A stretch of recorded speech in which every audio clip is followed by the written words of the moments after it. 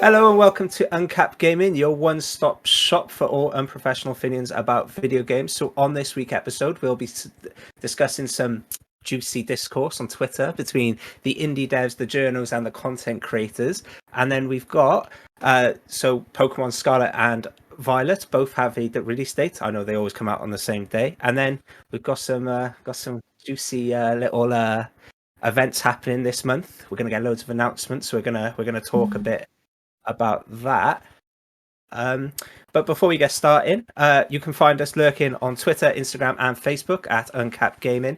See even more content on our YouTube channel and join our community on Discord, all of which are linked in the description of this episode below.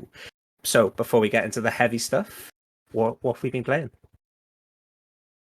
Start with Philip. That would me. Okay. Well, since we last did a proper, because I know we did the Last of Us episode last time, so we didn't really talk about it, did we? So it's been like 2 weeks. I feel like I've played like loads of random stuff. Just today, I had like a bit of a go at this thing called Injection Pi 23 No Name No Number, which is a hell of a mouthful for a game which has a really good atmosphere, really quite cool, but I like kind of reached a point within like 10 minutes where I didn't know what the hell I was supposed to do next. I was like, okay, because it's like a survival horror one, but like whatever puzzle they've set up is obviously far too obtuse for me. So I don't know what I need to do to progress. So I'm just sort of stuck on that. So I didn't really play that for very long. Other than that, because I've got my Xbox Series S sitting beside me now, had a little bit of a go at Halo Infinite, had a bit of a go at Doom Eternal.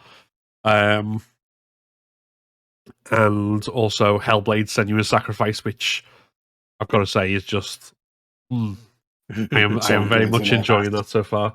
Halo Infinite's good as well, I would say, but then I played Doom Eternal and almost immediately it overshadowed it. So sorry, Halo fans. The glory kill mechanics just can't be beat on that, I think. But yeah, that's kind of everything other than The Last of Us, which we spent a whole podcast talking about. That's pretty much all of it, I think, from my side. Dale Don Dale. Do you know what? I've not actually played much. I've been watching more than I've been playing. Call of Duty Esports Major 3 is coming up this weekend now, so I'm buzzing for that. But it's been all the pre-major games to decide like all the seedings, so I've been heavily watching that. No indie games, so I might be a villain. Yeah, Sea of Thieves. We played Sea of Thieves for the stream, didn't we? So yeah. Oh, I played that too, but I'm assuming that everyone who listens to this podcast obviously watches our glorious live streams because we're fantastic. That was fun though. Yeah. No, it was really good. It was really interesting. It's really nice to see how far the game's come in terms of like when you first started, it was pretty barren. It was a fun game, but it was pretty barren. But like we had a moment where we were sailing with all our treasure, and next thing you know, these two NPC pirate ships just come up next to us, and we just all absolutely panicked. Other than Lloyd steering the ship, who just kept everything slightly under control.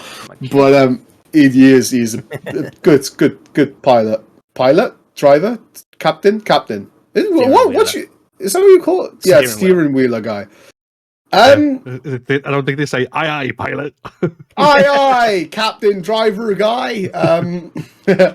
So yeah, just about that really. I've been just kind of paying attention to COD more than anything. It's been a pretty busy week, so yeah, lack of games for Dale. Lights? Yeah, so I've obviously played Sea of Thieves, and then yesterday I revisited Inside on the Switch. I picked it up for about £2.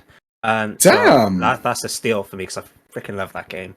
Yeah, I was just downstairs cooking some food, and I was like, do you know what I haven't played in a while? My Switch. I was originally going to play Lego Star Wars, and then it had an update, and I was like, I can't be asked waiting for that. So you bought a game, downloaded a game, and played it? No, I've had it for a while. I've had it like. Oh, okay. Yeah. Sorry, I thought you meant you picked it up to play. Sorry, my bad. No, I'm not that. I've got Silt today, so I picked that up today. So. Oh, I have seen Silt. Silt looks pretty good, to be fair. Yeah, it's kind of like Insight, so I think that kind of encouraged it a bit. It's like yeah, that kind that's of puzzle fair. adventure sort of thing, and the graphics are quite similar. So yeah, I'm excited to play that tonight after this. So we best hurry up and get through it. And then Right, that's the end of the podcast, everyone. Thank you so much for listening. See you later. I teased you all with news, but we're not. We haven't got news. I tell you what. I don't know where I was going there. Sorry, carry on. I was going to go into something, but I forgot where I was going to go. So we've talked about the games now. Should we get into the juicy bit? Because We shall. Dale's Into itching. the gossip. I was making a joke. Like, listen, to preface, indie games deserve to be, showcased and stuff. Some of my favorite games are indie games. It's hard not to be, But do you want to introduce the Discord? Yeah. So basically, it started off with a it seemed very slightly tongue-in-cheek tweet of a game dev basically saying that so it was basically around gaming outlets, news outlets, kind of not having the same energy for AAA title for indie titles as AAA titles, and then it kind of all kicked off for a day. Thankfully, it's kind of died down a bit now, so there's no more bickering. I wouldn't. It wasn't bickering. It was loads of people just kind of citing their side, and people just kind of going, "Yeah, we all kind of agree." But yeah, it was kind of weird. And then so it was just basically indie devs saying that we're not. They feel that indie games aren't getting enough coverage, and then journalists basically being like, well, we're kind of told what to do and stuff like that. And yeah, so it was just this, and then obviously content creators got involved, and they're like, well, what about us? and it was just this kind of weird thing. But yeah, it was interesting because like I kind of get it. Like it's obviously difficult making games, and when you're kind of you make a game, you're obviously passionate about it. I think and you kind of believe in it, and it's like I think it's great, but it's just not getting the coverage I feel it deserves, and it's kind of this like weird sort of thing. But then we're in such an oversaturated market now that these games kind of have to stand out, and then we're talking about things like SEO and the marketing side of things on both sides. I think from journalists and from journalists and developers, and yes, and then obviously you've got content creators who are in the same boat as journalists in a way. But it's quite interesting because obviously you did journalism in uni, so it is clicks, unfortunately. I understand. Yeah, because like obviously I did marketing in uni. I've helped market games as well, so it's kind of like I kind of understand that side of it. Mm-hmm. Yeah, but it's like obviously it's very difficult because and then you've got unsolicited emails and stuff, and I know like some people get like 30 plus emails a day about games to play, and it's kind of having the thing is about you get. I mean, even if you're not like a big massive news media outlet, like as a very small content creator, like period, like I think we got like on the UnCapt gaming, like these like sort of these kind of emails where someone reaches out and says we've got this interesting collaboration opportunity for you, and it's like some weird spam, and like we only got a couple, but like the bigger you get, the more and then if you get like if you're the amount of stuff that you'd have to filter through to try and find what's genuine and what's not in the first place, beyond then seeing out of the genuine stuff what's worthwhile. I can see that being a big problem. I mean, the other thing I was going to say, kind of off the bat, was that I missed the controversy on Twitter. So obviously, like Twitter itself didn't think that the indie games were worth covering. It was very. Oh, it was. All right, let's just cut that bit. But no, sorry, I had to. No. That's good. That's really good. But yeah, it was very short lived. But I think, like I said, it was kind of a weird discourse where like no one really disagreed with each other. It was kind of like I said, a tongue in cheek sort of post that kind of kicked off, and then everyone being like, do you know what? Yeah, I kind of agree, and then it just simmered out. And that's wrong site. Twitter doesn't agree with each other. Oh, you sure? Is that why it's so strange? Yeah, It's that's why I use the word strange. Like, yeah, it's just clicks. Unfortunately, a lot of there's hundreds of thousands of indie games that get made, and I'm sorry, but majority of them are just not interesting to cover. As well, like not everything can be amazing. Like, no. you know, I don't know if I'm getting that point across right, but they do have to go through clicks. They like the news outlets have to make money as well. And I'm sorry, but covering a tiny game that 20 odd people might be interested in is not gonna.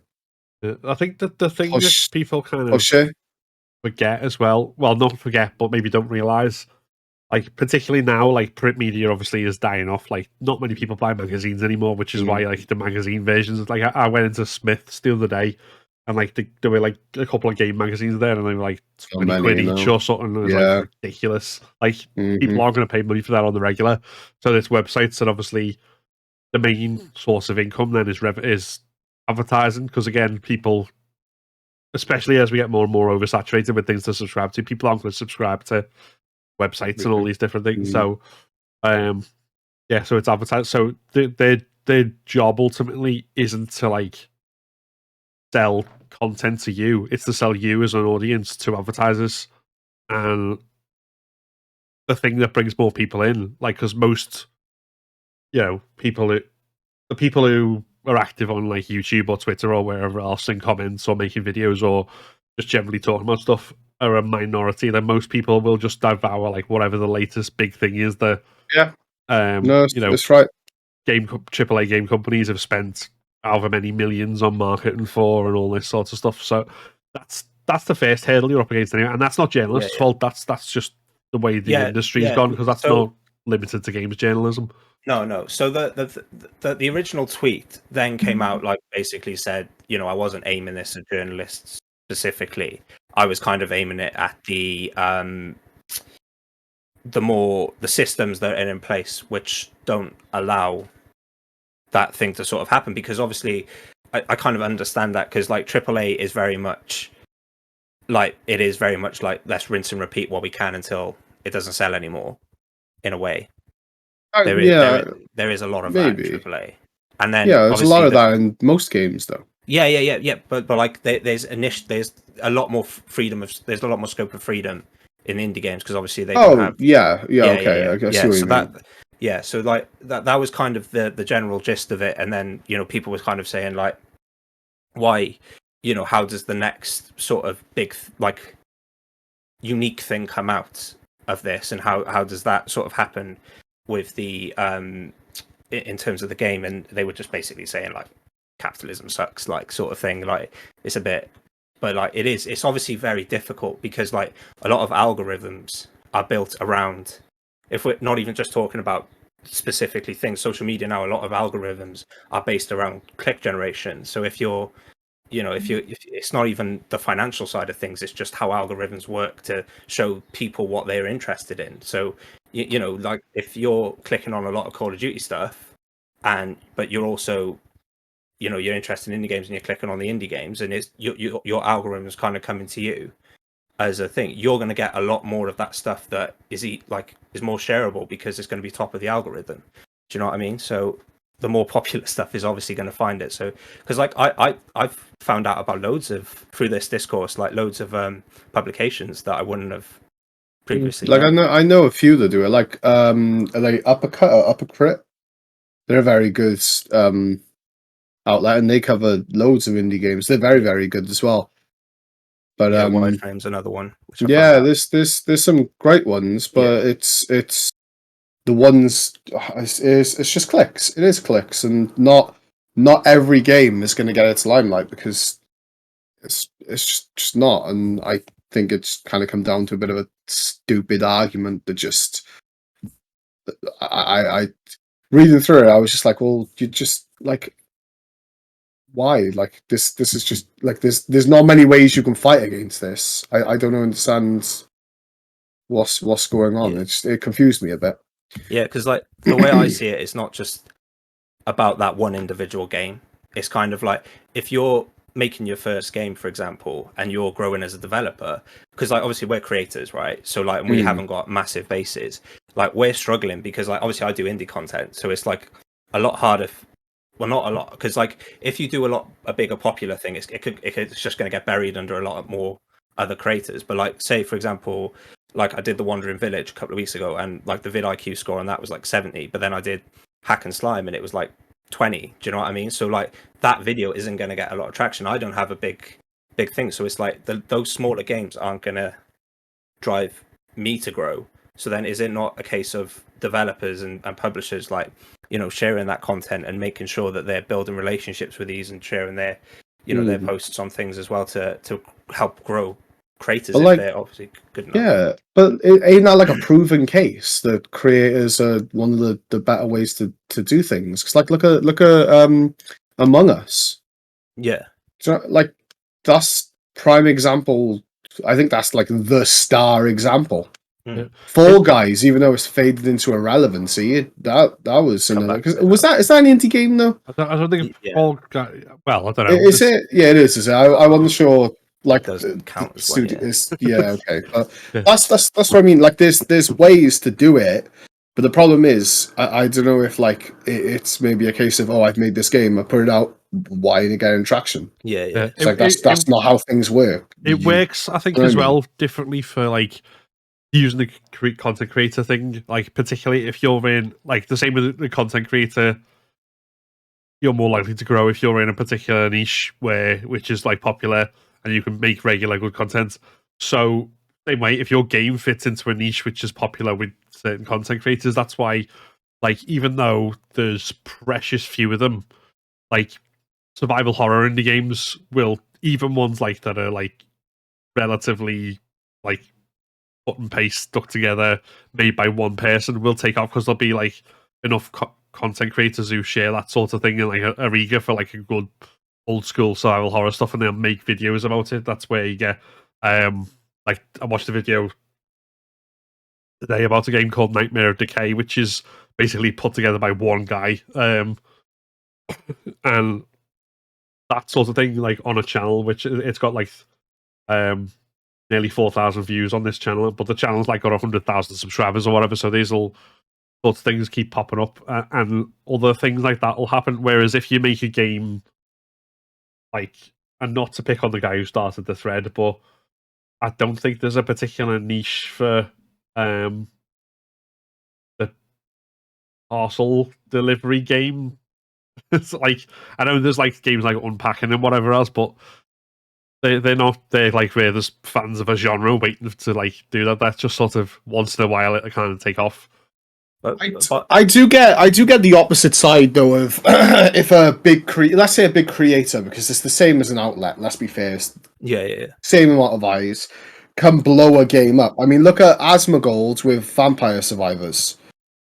But the thing that backs that up is Vampire Survivors is a very good game underneath. It was a nothing game. I'm not sure if it was Asmongold that blew it up, but I know Asmongold was playing it, and that drove a lot of traction. I'm not sure. I'm not going to claim that it was him, but him playing it is going to be one of the reasons that loads of people buy it. But loads of people buy it because it's a good game. You know what I mean? And like I think, definitely. It's still got to be a good game. Like, and to make something like purely unique now is very, very difficult. But Binding of Isaac, for example, is an incredibly good example of taking a popular genre and expanding on it and making it really, really, really good. Like it kind of had that uniqueness, it kind of had that charm, and you know, that's a perfect example of it. Big up my boy Isaac. But yeah, and Hades is another good example. Trying to renowned for making class games, but like class games, like top quality games. So like you know, you've got kind of got to look at the quality as well, and then. But like I've known people to be like, well, you know, like I'm going to be a solo dev, and that's my marketing campaign. Like I'm a solo dev. I'm doing this on my own, and it's like you're not going to sell. So it's not cool. If your game good enough. Like I like personally, when I'm looking for like indie games, I don't care how many people make it. Like, no, I really like don't. it doesn't. It's impressive. Like, don't get me wrong. The fact the Stardew Valley was made by one guy is absolutely No, but what makes Stardew Valley so good? It's an amazing game. Yeah, you know definitely. what I mean? Like, oh, I don't know. So like this topic gets me a bit riled. riled. I do sympathize because I understand like marketing and stuff is frustrating, and like if you're a programmer, you're not going to have like the know-how and stuff, and it is kind of like that sort of. I think the other. Sorry, I just the other thing that like as well is if you're one person doing this or a small team or whatever it is, you're kind of probably more precious about this stuff, understandably, but in a way that's not necessarily productive. Like if you're in a AAA studio and like the game gets criticism, the one person who did this like one thing, is like shielded from that because it's the company and all this sort of stuff. And that's good because you shouldn't be in a position where like if people don't like it, the main thing for that is like if you can take feedback and go, okay, this didn't work or this I'll fix it. But if you're in the position like it's probably easier, especially the smaller and smaller, especially for like the one person. If someone said this is like this thing just is broken or whatever, and then to kind of like see that as an attack on something that you've created and like a piece of because we probably all faced it, like whether it's like we I don't know, we did a drawing when we were a kid or to the your mum went, I'm not putting that on the fridge, shit, type thing. Yeah. But that's never happened to me. I used to never asked for anything on the fridge. But that's it. You've created something, and then someone goes, "Oh, that's rubbish," or even more constructive criticism, and it's like, the tears start well. It's like, so you've got to kind of learn to be a bit more and obviously if that criticism means this is not good enough that people will be interested in it, then that's going to be the hardest criticism to take. So I think that's probably why people are getting riled up. Again, understandably, but it doesn't help them learn and develop and make a game that then would do the right thing. Yeah, I think. Yeah, definitely. Like, it definitely wouldn't like. Like taking criticism is obviously really important, and I think like if you are going to do it on your own or as a small team, like you need to be able to kind of learn those new skills as well. Like you need to factor in that time. Like even if it makes the game even if it makes like a 2-year project, a 3-year project, for example, like you need to realize limitations as well because like you are a small team, like what skills do you have in that team and all that sort of stuff as well. So it's like and then I think also being realistic with your scope is a good idea as well. Yeah, definitely. Not everything you make is going to blow up like the biggest indie game. It's just not. It's not. It's like. Well, it's not. It's and it's not. It's not. Yeah, it's not Juno's fault. It's not creators' fault. Like, that's not their fault. Do you know what I mean? Yeah. I think this is where a bit of the confusion has come in, though. Like I said, it's not like the original sort of thing wasn't. It was kind of the system, but then even then, like I was just a bit like, is it kind of just because people don't have time to watch and play everything? Some things are going to miss out, and yeah, I'd imagine like 99.8% of games just get completely missed out. You know what I mean? There's so much being made that unless it's a standout, people are not going to play it. Yeah, unless you're like you've got time and money coming out your ears to like play everything, and most people don't. Most people have a limited time and limited budgets to go. Yeah, which is why they gravitate towards popular games because it may be a rehash, but they know they're going to get a proper quality game. You know what I mean? I mean, that's quite subjective sometimes, but you know what I mean? They're going to go towards these popular games because when they get back from work and stuff, that's what their friends are playing. That's what everyone's playing. That's just what they're going to do. You like it as well, because like, I mean... Yeah. I'm not going to like doubt for a second, and it's using one that actually did gain traction and gained a lot of attention, like Inscription, which is really well put together by all accounts, but there's going to be people, myself included, who don't really like playing card games on video games. That sort of thing isn't necessarily, and that doesn't mean like it's bad. It just means it's not your thing. And there'll be people who are like that with shooters or with footy games or with platformers or any type of game you care to mention. So that's gonna obviously, like I play a lot of different types of games, and I try and play a variety when I'm making content for my stuff as well. But it's like sieving out that stuff that I think is good enough to go on there as well. And it's like not everything, and then it's kind of figuring out my time as well, what I can think, and like we said before, it is like how many clicks can I get, how much traction is this going to get? Just because it's an indie game doesn't mean I'm instantly going to kind of post it. Yeah, no, you know what I mean? that's fair. I think it just turned into a stupid argument. It was a stupid comment, to be fair. Yeah, I think even do you know what I mean? That's the exact thing. Like I mentioned at the start, in multiplayer, in that game I played with the in-script injection I-23 thing, I was intended to do like a playthrough of that, and it got to the point where I was just kind of wandering around lost, and I didn't even have the like will to look up a guide around to do it. It was just like, nope, I'm not making a video with this. Just leave it. So I mean, sorry to those guys, but that happens as well because we're human, and that's a peek behind the curtain in my creative process. Yeah, it's quite difficult because there are plenty of people out there like who are willing to do it. Like you've got, the guy who runs Super Rare Originals, Ryan. He's done a fantastic job of sharing indie games. There's Splattercat Gaming who do a fantastic job of doing it, and even he came out a couple of months ago and was like, why are you all complaining at me? Like I can't play every game. I only release a video a day. Like I get 30 a day. Do you know what I mean? And then it's like sieving out what's that, and like it could even be a case of like I look at that list of 30, I'm gonna check out 10. It's like CVs. I'm gonna check out 10. I'm gonna play through 10, and then whatever with the other one. But yeah, I don't know. It's like it's.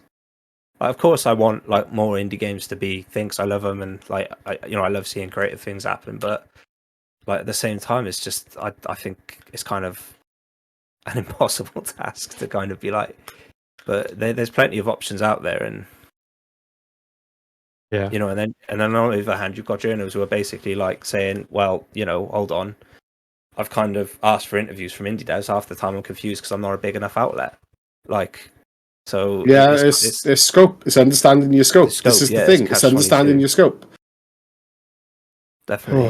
Oh, I'm not gonna kick like earlier. I'm chill. I'm chill. I've been reasonable during this discussion. I've been reasonable, and I'll keep it that way. Yeah. Okay, I think we should move on before it's some more positive news before Dale riles up. Come on, Day. Let's talk about Pokemon. Oh my god! I threw my pen. Did you see how cute Quaxley looks? Absolute sassy and just and Fuecoco is just. Yeah, I'm genuinely torn between which one I want. I think I'm going to sway more Quaxley because he's got a bit of sass about him. I think so, but Fuecoco is just he's amazing. Spirit Gato or whatever can do one. I don't care. Like, go away. You know what I mean? But those two, my lord. Grass, yeah. I think it's Spirit Gato or Spirit Gato or something. Yeah, something Spanish. Did you see what the pig's name was? I forgot it. I had it in my head. Lechonk. That's the one. Lechonk. Oh my god, that's in my team. I am not evolving it. It's staying Lechonk forever. Oh my lord. Right, okay, yeah. Before we jump into the discussion, as you can tell, we're both excited. Is it the 18th it's coming out? It is the 18th, isn't it? I don't know. I've seen the trailer briefly. I've not fully analysed it. I did double check. 18th. I thought it was 18th of November. We'll be seeing Pokemon Scarlet. I've completely where it's gone. Scarlet and Violet will be coming to Nintendo Switch this year, and as you can tell, Dale's already probably pre-ordered it twice. Yeah, I can't wait. Damn. Yeah. Multiplayer. Yeah. Multiplayer. Cool. We can adventure with each other and stuff. Like, that's so cool. Like, damn. The character models too look phenomenal. They look so good. The professors, though. I would happily cuddle. Where is this game based? It's Spain, isn't it? Spanish. Spain. Yeah. Okay, that makes sense. Okay, yeah, that makes sense. Professor facial hair and Finely chiseled. It genuinely looks good. Yeah, But Q, the world looks empty. Where are the trees? Like, shut up. No one cares. If it's set Go in away. Spain, though, we'll have to set the challenge to play the whole game in Spanish since she's been learning. Yeah. Okay. Donde está mi Pokémon? But there's Lechonk. There's Lechonk. But the two legendaries, what do you think? Oh, they look cool. Yeah. They were like, one was like they're like, are they like dragons, like serpent-looking things? Yes, the one's got legs and the other one's got jets. Yeah, they look cool. Genuinely look cool. What I really like about them? One looks like a mythical creature, the other looks really futuristic. Yeah, so it's like the further kind ends of the kind of times. Sort of thing. So cool. I don't know whether Arceus is actually going to play into this a bit with the time thing. Maybe. Because that'd be Dialga or Palkia, whichever one switch, right? What do you mean? Which one's space? Which one's time? If it's time, it'd be. I think it's Dialga. I might be wrong. It was Palkia, one of the two. Sorry, go on. Yeah, but yeah, I got a feeling it could be a bit more oomph to the story than like previous hope so. generations, because that's where they've kind of fallen flat over the past couple. I would say it's the story. Like Pokemon's never been really renowned for its story, but not really. But I think it'd be cool to see. Yeah, that little dog Pokemon they showed off kind of looked a little weak. I wasn't sold on that. Is it the fire one? It looks like a mouse. Rather. Yeah, is it a mouse? I watched it on my phone, so it was a bit small. I couldn't really make out a lot. Yeah, because when I originally saw it, I thought I instantly went like Pikachu. He was going to be the mouse Pokemon, but then I was like, mouse, it's a bit odd that he's not electric. So I don't know. Yeah, no, it looked a little weak. Lechonk, like the designs are actually okay. Like I don't mind them. But yeah, I guess, like I said, I watched it on my phone, so I didn't really have the best kind of thing of it. But it looks good. It genuinely does. Like Talonflame looked cool. Yeah, they showed off some really. What other ones they showed off? Gengar was in there. Yeah, Venonat. I'm trying to think. So there's a Pokemon, and I was like, oh yes, and I can't remember who it was now. It's gonna bug me, but yeah, looks cool. Yeah, it looks cool. Okay, so should we bring Phil back into the room? Yeah, Phil, you have to play through. You have a Switch. Yeah. You have to play this through with us. You have to. It'll be part of our Okay, I will do it. I will get like baby's first Pokemon. I played through Resident Evil Village. Wrong. You play through Pokemon. Wrong. Play it like a survival horror game. Oh, I will play it wrong. Don't worry about that. There's not much you could do wrong in Pokemon, to be fair. No. But yeah, it will be coming to the Switch on the 18th, which we're all very excited about because we're going to get Phil involved. Do you want to know an interesting fact, which might be weird to you, I think, Lloyd, about Arceus, sorry? Go on. It was my first Pokemon game. No. Sun and Moon. No. Fuck. Let me start the sentence again. Sword and Shield was the first Pokemon game where I took my starter out of my team. What did you have? Inteleon. Sobble. But I took it out of my team. I had because I wanted a different team, and I loved him. I only fell in love with Scorbunny through Unite. But not that I didn't like Inteleon or anything like that. I just formed a different team and just wanted something different. Yeah. You know what I mean? Fair. Yeah, it was just the first time I've ever done it. I always had that little guilt if I put him in the box. Like, I'll pick you up later, I'm so sorry. But now, screw you, you're just another Pokemon to me, do you know what I mean? I've got no attachment. Right, okay, so yeah, we'll move on. So that's one announcement. Now we've got plenty more to come. So we've got Summer Game Fest on the 9th, but first of all, we've got State of Play tomorrow. I forgot about that one. And then Future Game Show on the 11th, and Steam Next Fest actually on the 13th to 19th. So June's always a good month, though, isn't it, for games? Yeah. And of course, like Summer Game Fest always has loads of other things. I think. Yeah, Summer Game Fest is really good. There's a full lineup. Hold on, let me just get it up. But before, just to mention, we're recording this the day before the PlayStation State of Play, and it will be out after the PlayStation State of Play. So that's why we will be not really saying too much on it on here, but we'll probably have some sort of. We'll either cover it in the next podcast or have a reaction to it or something. So we've not ignored it. The recording schedule was just awkward. Maybe a busy month for us then.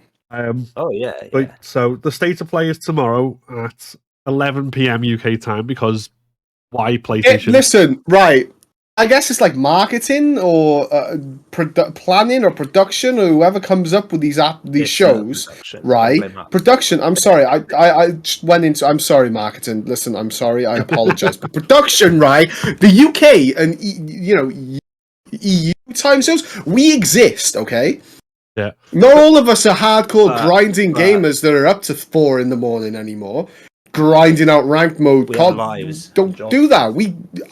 I'm half asleep by 10:30 now. More reasonably for us, on the 9th is the Summer Game Fest. That's from 7 p.m. our time, I think.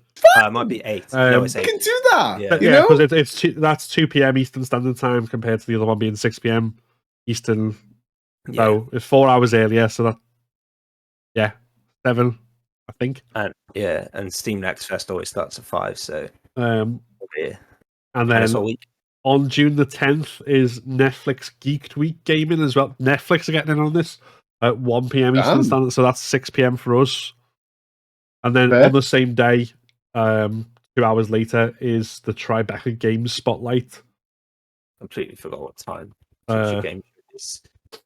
And then finally, on the 12th, I haven't mentioned Next Fest, Steam Next Fest, because it's not listed on here, but the other one that is listed is Xbox and Bethesda Game Showcase, which is June the 12th, which is also going to be at 6 p.m. for us.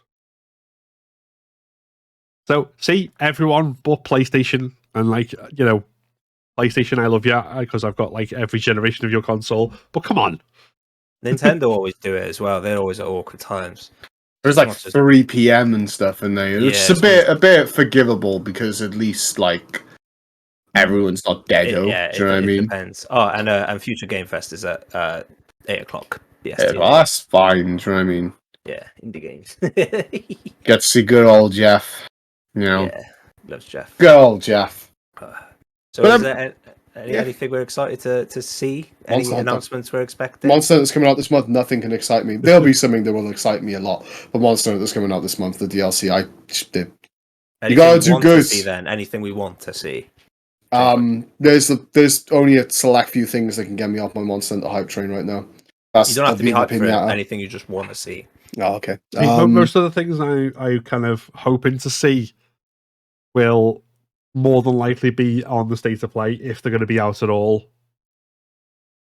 Purely because I think Capcom's got some sort of deal with PlayStation with Resident Evil announcements. They always seem to be through a PlayStation platform. So, again, if I'm wrong, I don't want to be wrong before we've even aired.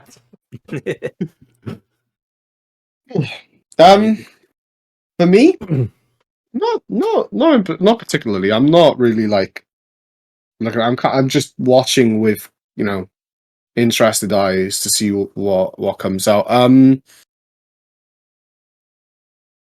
Maybe I don't even know. I'm drawing a blank right now. Maybe in a minute I'll think of something. But what anything for you, Lloyd? Silksong. Give me some Silksong news. Come on, it's there. It's the 8th time in a row of a podcast. Just give me some Silksong news, please, man. I need it. I need it, please. Good Lord, please. Xbox Bethesda one's just going to basically be Starfield, is it? Presumably Redfall as well. Redfall. Yeah. They may announce. They may announce a new project. Maybe the transition. They've got some stuff in work. Skyrim 12. Oh, it's Xbox Game Studios as well. It's not just Bethesda. I thought it was Xbox. No, it's Xbox Bethesda. And Bethesda. Okay. Yeah, In so that case, I've got a then feeling, Xbox might announce some new something. Xbox IPs, maybe. What's that? There's nothing E3. rumored though. What's that? Not that I've seen. No, No, I haven't seen maybe anything there is, rumored. but I haven't like. To be fair, I haven't really been paying attention much to the game industry as of late. Yeah, I think we'll definitely. We've got to like surely now after that delay, they got to show something for Redfall and Starfield. Like they got to give us something because we haven't seen anything about them, and now it's like more of a. Because did they push them back originally anyway? So it's like the second pushback now. Yeah, because Yes. everything pretty much everything had at least one pandemic pushback. Yeah, so I think we might now actually get some because we haven't seen anything for Redfall. Starfield we've seen a bit, but yeah, I think. Well, if it's Xbox, we might get more on Hellblade 2. Yeah, That's a real possibility. Yeah, I'd probably say that's a given. To be fair, yeah, that's a good shout. I don't know what Xbox are up to. To be fair, give me some more Viva Pinata. We're swinging out of left field, please. Yeah, the only other game I'm really excited to see is probably something about Sea of Stars from Oh yeah, Devolver and Sabotage. That's probably a bigger one I want to see. Because that looks awesome. That looks really good. What about that Obsidian fantasy game? Remember that one that was teased? Can you remember? I can't remember what it was called. I'm gonna have to have a little look. Yeah, I don't know. I can't remember what it's called. But yeah, I think Obsidian. Avowed. Yeah. Have we seen much more on Avowed? No, It was announced 2 years ago. Anything. Yeah. I'd like to see a bit more on that. That looked pretty interesting, to be fair. What's the Planet of Lana? Planet of Lana? I think they're showing something about that tomorrow, Thursday. Planet of Lana. It was. Oh yeah. Yeah, remember that? It looks pretty. Oh, and Devil Inside, Little Devil Inside for PlayStation exclusive.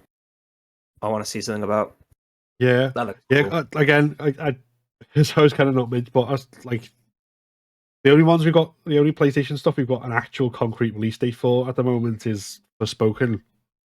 God of War Ragnarok has been definite, but the fact that they've released the accessibility features recently and the previous game is now headlining the June PS Plus lineup suggests that if I'm wrong, I'll edit this bit out, but suggests that God of War Ragnarok will feature in some way in tomorrow's state of play.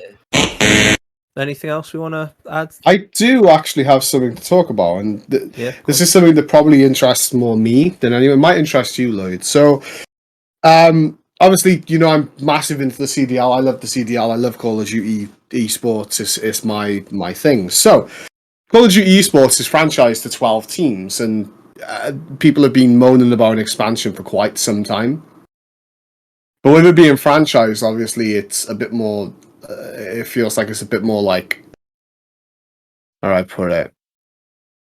Highly put into that sports bracket. Do you know what I mean? Like, that's where they're going, like, because, the franchise in America and how they do things. So, this last weekend was the last week before this major, and what happens is they play 3 or 4 weeks of major, of qualifiers for points, which adds up for champs, but these points will place your seedings at each major tournament. So this weekend, they had a tiebreaker where 2 teams literally tied on like map count on everything. It was like a really, really unusual circumstance. The winner of that team had to play Optic, who are literally the best team in the league. All right? Mm-hmm. So it was kind of, to the average viewer, like you don't really want to win this series, but you can't say that. Call of Duty, they do like a keys to success, what I'm on about, don't you? At the beginning, where they're like, I don't know, Boston have to make sure to step up their search and destroy thing. On the keys to success, it was written something like, "You do not want to win this series." They were promoting match fixing before their game. The actual league. This is how dire the people running the league actually are. They were practically promoting match fixing on their official stream. Is that match fix, or is that just like a Yeah, tongue in cheek? how is that? Yeah, but still, even if it's tongue in cheek, you shouldn't really be saying that, right? No. Well, Like no, you I guess shouldn't. not. You shouldn't say, "Oh, you should be playing to lose." Like that should be amongst friends, not an official kind of thing. Like BBC had to come out and report because like a trainee or something wrote Man United. Yeah, I on the saw thing. that, but they had to come out with a full-on apology. yeah, It's mad. I'm not sure. Like, I haven't actually seen the series because it got quite late in the night, and I'm just kind of caught up. And I didn't even know that was a series until it was mentioned on the Flank. Shout out to the Flank, amazing podcast.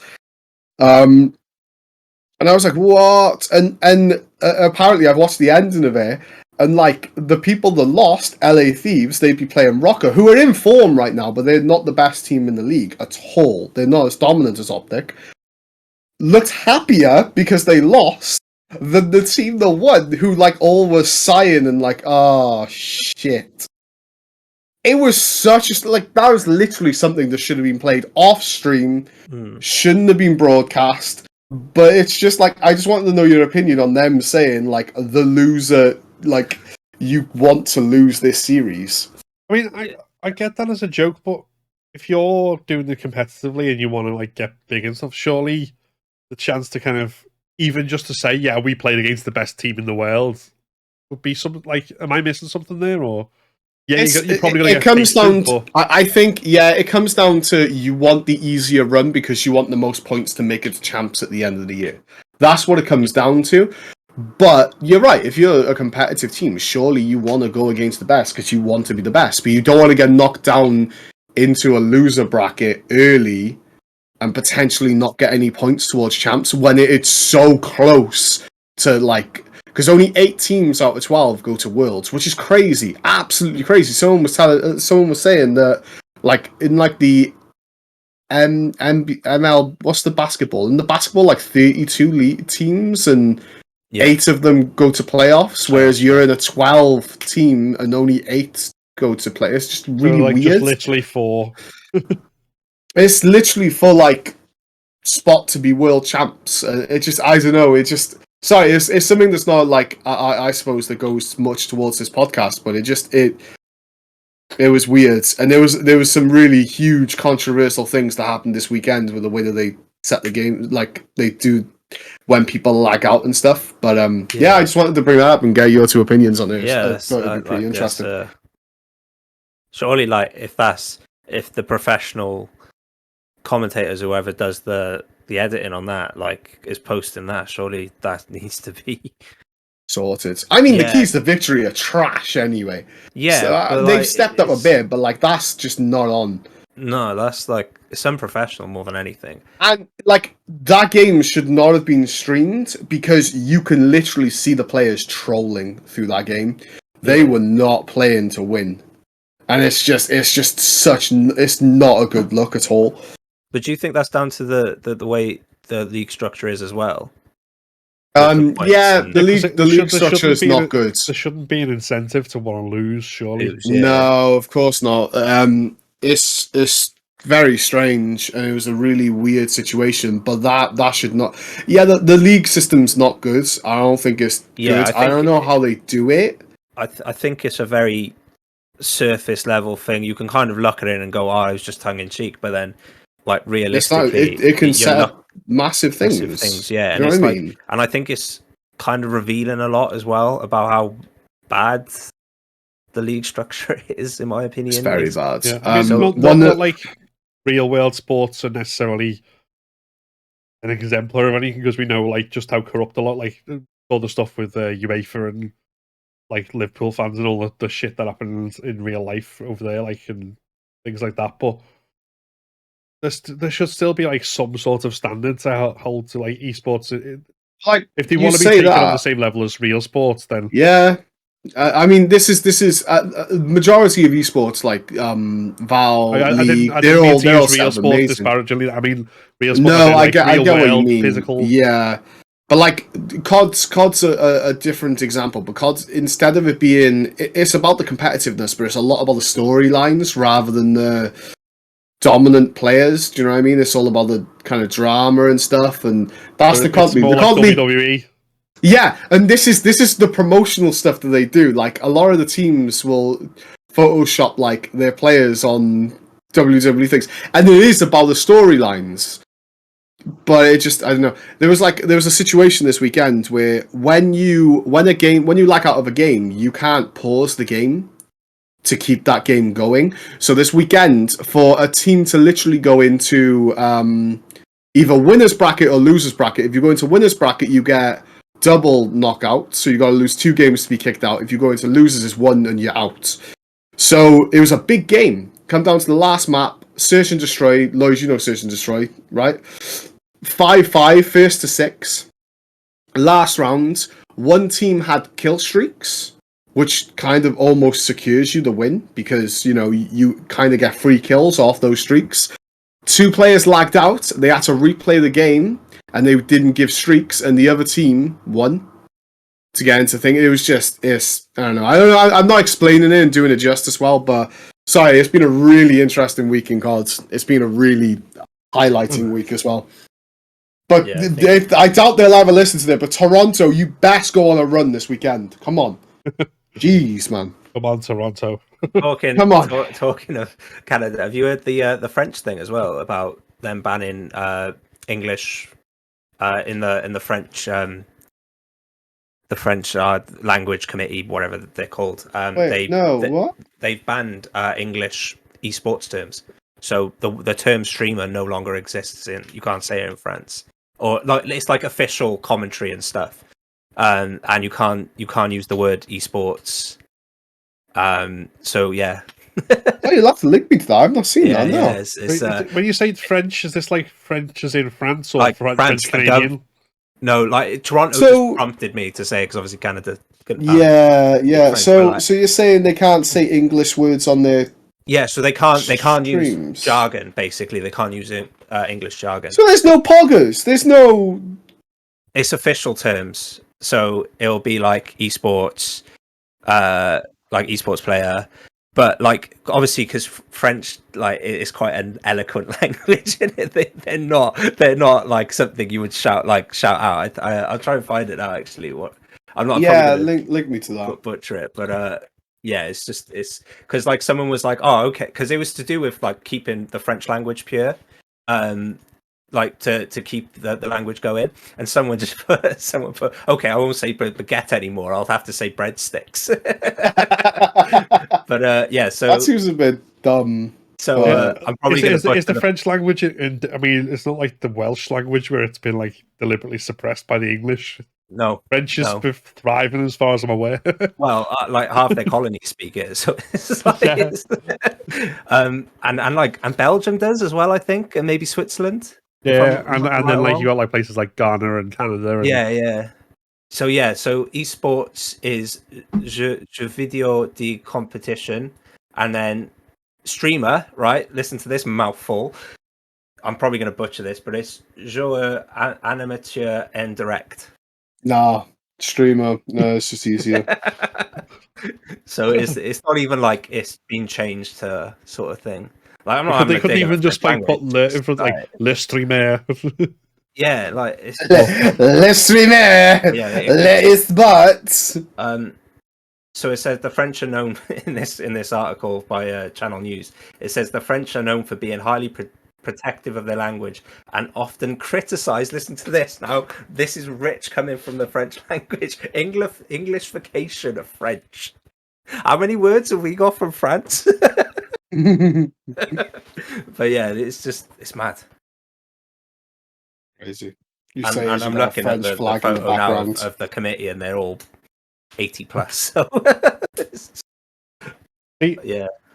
Look, in French, the word for email is email, and the word for sports. Hold on, not sport.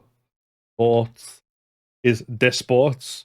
So how hard would it be to like claim des esports as French? I have no idea, but yeah, it was just a bit like bit of madness. So is there anything else we want to add before we? No, sorry, I just wanted to bring up that little esports thing. So Yeah, I thought it was really interesting. Yeah, it definitely sounds lacking professional and a long way to be. That's not something the Call of Duty's lacking. What are you on about? Good lord, it's very professional. No, like, though. I mean, Jeez. I was joking. It is very, kind of very thing, unprofessional. I want to see if I can gather the keys to victory before we go, just to see what they say. But I don't think my internet's going to take it right now because I'm downloading stuff. So yeah, my bad. Anything from you, Phil? The only other thing that's really happened recently was today they released a gameplay trailer for Sonic Frontiers, which I'm in two minds about. It looks good, but it's also looks like the open world thing doesn't seem to fit. Like, because they got all like the 3D Sonic games are like, you know, generally like kind of on rails 3D platforming. So it's all about going fast and like going over a very specific narrow track and just basically jumping and doing all these things. Yeah, and they've got stuff like that, and you do all these like twists on these wires and stuff. But then they've slapped it in the middle of this like quite realistic looking open green world, which looks more realistic than Sonic. And then Sonic has to like move slower to kind of explore the bits where he's not bouncing on springs. So and the music is all open world flowery stuff, so it doesn't really fit with the high tempo when he's doing the spinning around and stuff. So it all seems a bit mishmashed. Obviously, the finished product I'll have to kind of see, but obviously, I'm more of a 2D Sonica than a 3D Sonica, so I'm kind of like, this is not telling me that it was going to be more important than Sonic Origins this year. So yeah, I'm not 100% like a fan of that open worldification of everything. Like, it just doesn't. Yeah, I think make more games linear. just do it. Please. Like, you don't. Yeah, I agree. It didn't look incredible, but I'm willing to give it a chance. We've seen big success with things. Yeah, Kirby doing apparently stuff like singing this. The praise Kirby's about. meant to be incredible, so I think it's hard to judge off a little bit of thing. I saw people kicking off because there was like railings in the air, and it's like, oh, it doesn't look like Sonic. It's like, shut up. Just wait for it does look quite bizarre, but yeah, again, like it's just a like 7-minute long preview, but it just seems like oddly matched to me. But on the plus side, they don't have Sonic turn into a werehog, so you know, swings and roundabouts. That was a great game. You be damned, okay? No, that was terrible. That was absolutely terrible. Yeah, they weren't the best. I will not hear any arguments otherwise. You're not allowed to like it. Is that the one where Sonic like had a sword? And it was like ancient times. Because there was one that was like ancient times on the Wii or something. Oh, that was the like was it like an the Sonic RPG? I think so. I've never played it, but I know it exists. Same as Sonic 06, which is basically where Sonic like makes out with like a human princess in the weirdest case of Get in, Sonic. Is it bestiality if the animals the one instigate it? I don't know.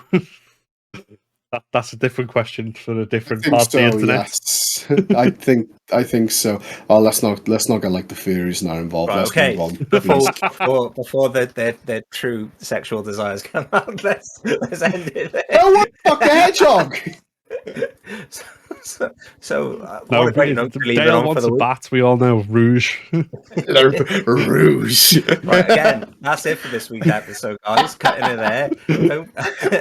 there. So before we go, don't forget that you can find every episode of the podcast on your favorite podcast service and or YouTube, where you can also find additional content like reviews, previews, commentary, and more.